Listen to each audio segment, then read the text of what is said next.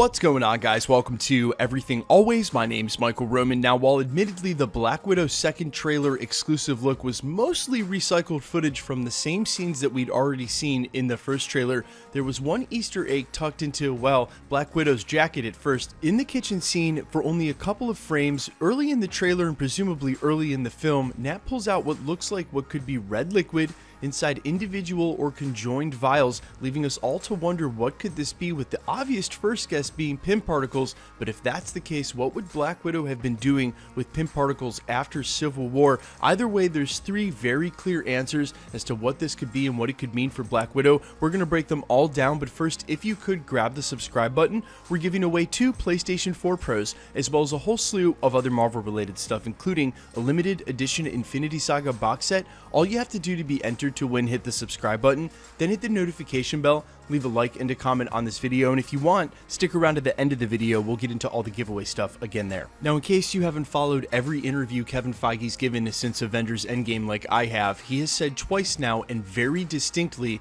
that what takes place during Black Widow will make us see the events of Avengers Endgame in a new light, meaning at least one key detail is going to recontextualize what happened during that film, and no one can argue that Pym particles played a huge role in them being able to travel back in time. But we also know from the other films that Pym particles have been in existence in the MCU for decades and would have been especially high-tech compared to the other mechanical technology during the height of the Cold War, 60s, 70s, and 80s, a time period we were smack dab in the middle of during Avengers Endgame when Tony and Steve Rogers travel back to try to find said Pym particles. The Marvel Cinematic Universe has paired Hank Pym and his technology with the military twice now, in the beginning in Ant-Man 1 and now during Avengers Endgame. It could easily be that the Soviets wanted this same technology, there was a fight over it, and or maybe both sides were using it, which leads us to our next point: what both sides were using. Perhaps the super soldier serum, as we saw even more action scenes from Alexei the Red Guardian.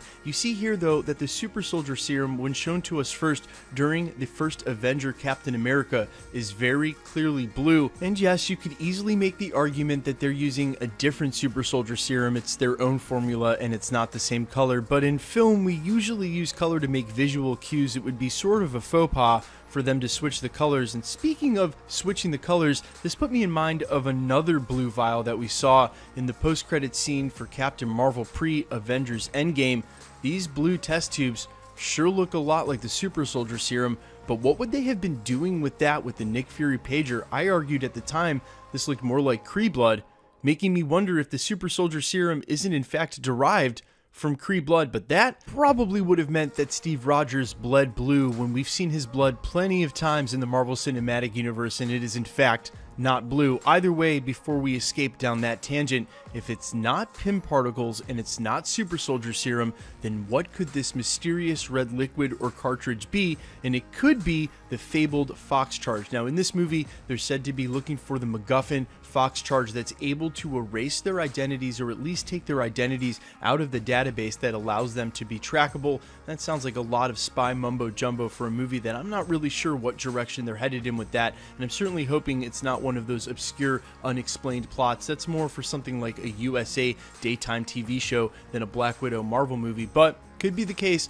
that that's what they decide to do, and that someone's trying to get their hands on this so that they can get out of the databank. One of the earliest plot leaks said Black Widow was looking for it for herself now that she was estranged from the US and being a part of S.H.I.E.L.D. and the US government, but that eventually at the end of the movie, when she had obtained it, she would actually give it to her sister Florence Pugh's Black Widow instead of taking it for herself in an act of kindness, and then choose to return to the Secret Avengers with Captain America. It may be the case that we see all this play out, but I have to be honest, I have a lot more faith in the Black Widow film than being some cheesy Bourne Ultimatum ripoff. I think that what we were looking at there was indeed Pym particles, meaning that that technology has been ubiquitous and used among others in the MCU, not just contained to Ant-Man's little immediate family. And this is where my theory about this film and what Pym particles in the trailer would mean really starts to depart from what a lot of others have said in the last 48 hours, really starts to take on a life of its own, and I'll stand by it. For the 2 trailers that we've gotten in about 5 minutes total, most of the footage overlaps, meaning we've only seen about 2.5 minutes of this movie in what's going to be at least an hour and a half, if not closer to 2 hours. Do you think Marvel would run the very first movie after Avengers Endgame out there and what's kicking off Phase 4 and just do a very simple action thriller where they've shown us most of the scenes already and include no huge twists or turns, no major characters or huge CGI blowouts? I don't believe it. I don't think that they would go ahead, pigeonhole this movie, and handcuff it by not giving it some huge reveals, crazy, insane CGI to match what happened in Avengers Endgame, because they know Marvel fans are going to be chomping at the bit for just that and have had the longest break in between Marvel releases than really they have in a long time. If you go all the way back to Spider-Man Far From Home, then all the way to Black Widow, that's almost a full calendar year. They're not going to just run us out a simple action movie that's going to be something like The Bourne Ultimatum. It's going to be a lot more than that. You've got the Eternals coming right after, and if that's truly the case, then that could mean they're purposely downplaying the movie with very understated trailers of some of the more simple action scenes, letting it look like the kind of film that a lot of people have assumed it already is. That would play exactly into line with these being Pym particles, us getting to see more of the multiverse than ever before, and specifically the quantum realm, a place that we all thought the Avengers would end up during Avengers Endgame, but seemingly skipped right over as they traveled with Pym particles through the multiverse in multiple timelines.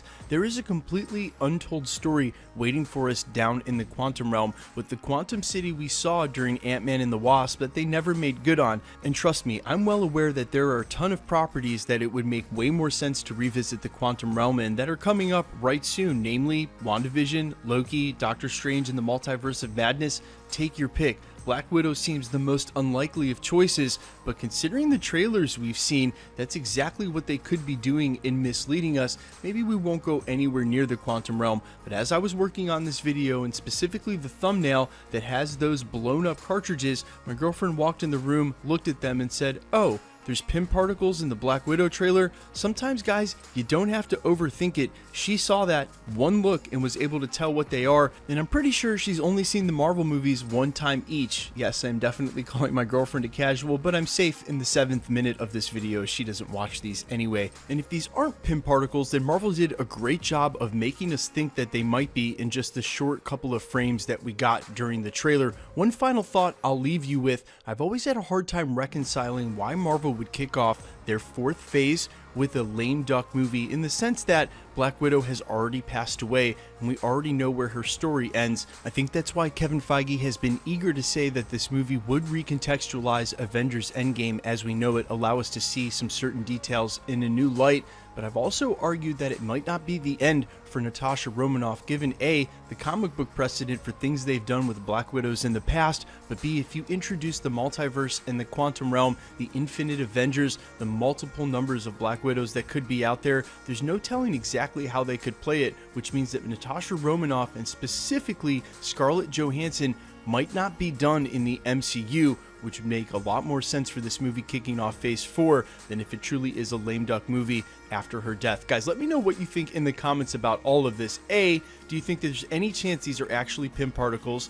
If they're not Pym particles and they're not super soldier serum, what do you think they could be? Leave it down in the comments. I'm all ears. And B, would you have a problem with them bringing Scarlett Johansson's Black Widow back in the same way you'd have a problem with them bringing Tony Stark back? Would it cheapen the fact that they both made sacrifices? Let me know what you think in the comments, and quickly let's get into the giveaway stuff before I let you go. We're still giving away 2 PlayStation 4 Pros, the next of which is at the 600,000 subscriber mark. All you have to do, hit the subscribe button, then hit the notification bell with notifications turned on.